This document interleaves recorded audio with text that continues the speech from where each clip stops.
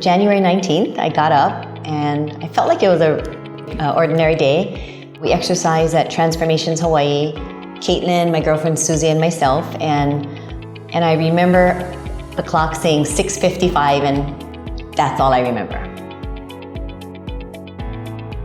I was at home and I got a frantic call from Susie. Oh my God, Wendy went into cardiac arrest and she's being transported to the Gila Medical Center. Wendy had hunched over on a bench and then Susie found her. She called for help. His name was Garrett. He came running over. He yelled out for AED. He had to shock Wendy twice. Paramedics got there 15, 20 minutes later. They got her heart started again, yeah.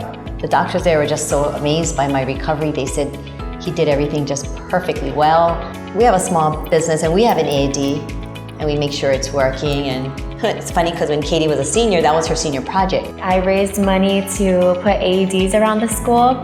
I was at Waikea High School and I had a friend who performed CPR on another guy who collapsed, and Waikea is a pretty big school, so it's really important, like if someone's in cardiac arrest, like to have an AED as close as possible. I knew the importance of an AED, but never would I've ever thought it would be used on my mom.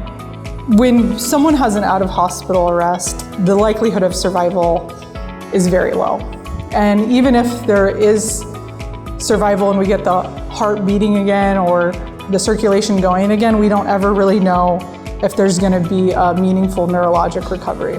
I will never forget Wendy, that's for sure. I think the call was, can you get over here? Someone's dying in the cath lab. So of course I dropped everything I was doing, came over. We had gotten her pulse back and she was breathing on her own. But in this situation, when the heart's very weak and no matter what we're doing and we can't find any reversible cause to what's going on, our goal was to just support her heart until we could either figure out what was going on or until her body was going to recuperate on its own.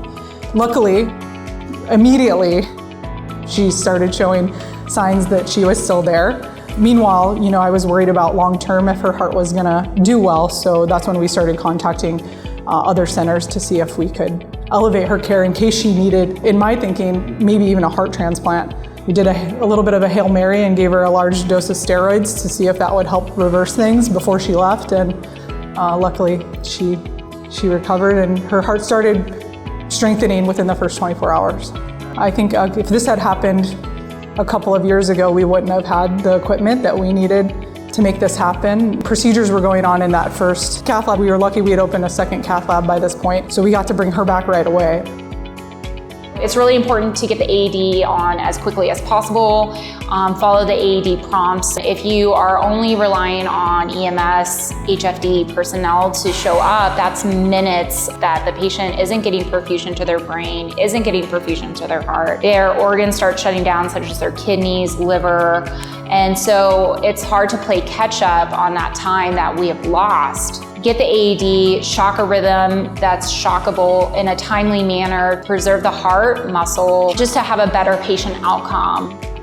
We just want to say thank you so much for saving my life, and just very grateful for every step. From Susie to Garrett, to the paramedics, to the doctors here in the emergency room, the ICU. If any one of those steps was missed, then Wendy would not be here today.